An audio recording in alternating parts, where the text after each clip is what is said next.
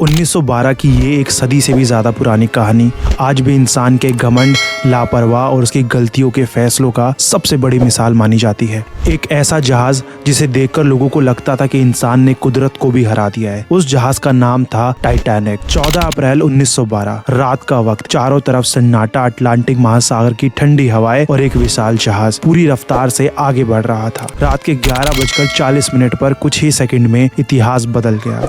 3 घंटे के अंदर अंदर दुनिया का सबसे शानदार जहाज समुद्र की गहराइयों में डूब चुका था और उसके साथ 1500 से भी ज्यादा लोग इतिहास बन चुके थे।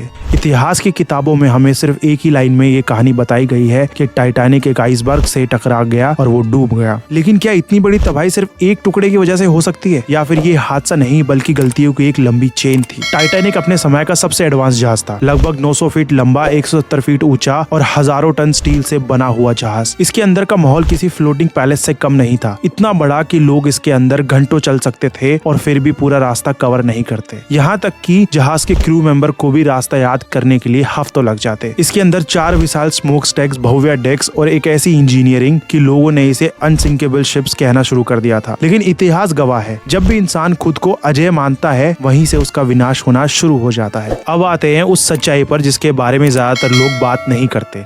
टाइटैनिक की यात्रा से पहले जहाज में एक आग लगी थी, वो भी कोल्ड स्टोरेज में। और ये आग कोई छोटी आग नहीं थी, ये कई दिनों तक जलने वाली आग थी। अब जरा समझते हैं ये कितना खतरनाक हो सकता था। जहाज का ढांचा स्टील और आयरन से बना था। जब धातु लंबे समय तक बहुत ज्यादा टेम्परेचर झेलते हैं तो उसकी मजबूती धीरे धीरे खत्म होने लगती है। एक्सपर्ट्स के अनुसार ऐसी आग की वजह से स्टील की स्ट्रेंथ 50 से 70% कम हो चुकी थी। अब इमेजिन कीजिए एक जहाज जिसका हिस्सा पहले से ही कमजोर हो चुका हो और वही हिस्सा तेज रफ्तार से एक आइसबर्ग से टकरा जाए तो क्या होगा? यही वो सवाल है जिसने मॉडर्न रिसर्चर्स को टाइटैनिक की कहानी दोबारा खोलने पर मजबूर किया। क्योंकि अगर जहाज मजबूत होता तो वो ये टक्कर झेल सकता था और काफी लोगों की जान बच सकती थी। अब सवाल उठता है कि इस आग की जानकारी थी? तो जवाब है हाँ। कुछ अधिकारियों और मैनेजमेंट को इस बारे में पता था, लेकिन उस समय एक और बड़ी प्रॉब्लम थी, वो थी कोल्ड स्टोरेज। देश भर में कोल माइनर्स स्ट्राइक पर थे और कोल नहीं था। इसीलिए कोल नहीं तो जहाज चल नहीं सकता था। लेकिन टाइटैनिक कोई आम जहाज नहीं था, इसके टिकट्स पहले ही बिक चुके थे। दूसरे जहाजों की यात्रा रद्द कर दी जा चुकी थी। हर कोई इस जहाज में सफर करना चाहता। अगर ये यात्रा रद्द होती तो करोड़ों का नुकसान हो जाता। तो एक फैसला लिया गया, रिस्क लेने का, सब कुछ छुपाने का, सच छुपाने का। जहाज को इस तरह डॉक किया गया कि जला हुआ हिस्सा लोगों को दिखाई ही ना दे। और फिर टाइटैनिक ने अपनी आखिरी यात्रा शुरू कर दी। जहाज के अंदर की दुनिया अलग ही लेवल की थी। फर्स्ट क्लास पैसेंजर्स के लिए लग्जरी मौजूद थी। Swimming pool, gym, beauty salon, library और यहाँ तक कि फाइन डाइनिंग हॉल्स और पालतू जानवरों के लिए स्पेशल व्यवस्था थी। खाने की बात करें तो मील्स घंटों चलते थे। एक डिनर कई कोर्स मील्स में परोसा जाता था। वाइन, डेजर्ट और लाइव म्यूजिक। लेकिन लग्जरी के बीच एक चीज को नजरअंदाज कर दिया, वो थी सेफ्टी। उस समय समुद्र में नेविगेशन आसान नहीं था। सोनार जैसी टेक्नोलॉजी मौजूद थी ही नहीं। आगे देखने के लिए लुकआउट बाइनोकुलर का इस्तेमाल किया जाता था।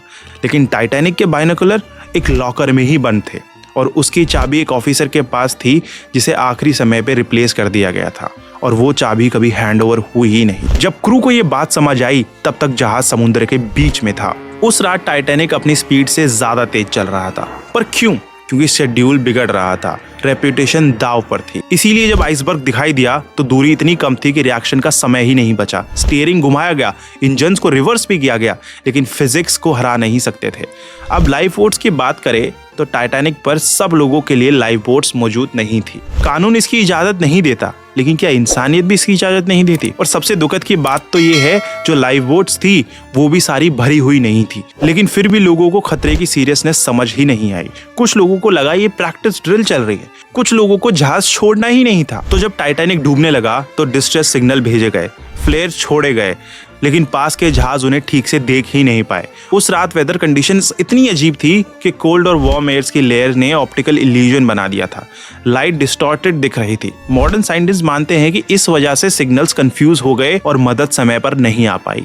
आखिरकार जहाज टूट गया, लाइट्स बंद हो गई और फिर एक सन्नाटा, समुद्र की ठंडक और इंसानी चीख बची। तो क्या टाइटैनिक सिर्फ एक आइसबर्ग की वजह से डूब गया, या फिर आग, लालच, ओवर कॉन्फिडेंस और नेग्लिजेंस ने मिलकर इस हादसे को अंजाम दिया? शायद ये सब मिलकर टाइटैनिक की असली कहानी बताते हैं। इतिहास हमें सिर्फ बीते हुए किस्से नहीं सुनाता, वो हमें फ्यूचर की वार्निंग देता है। अब क्या सोचते हो? अपनी राय कमेंट में जरूर बताना। अगर वीडियो इन्फॉर्मेटिव लगी तो लाइक जरूर करें और ऐसी ही बढ़िया कहानियों के लिए चैनल को सब्सक्राइब करें, क्योंकि कहानियां सिर्फ सुनाई नहीं जाती, वो याद रखी जाती है। धन्यवाद।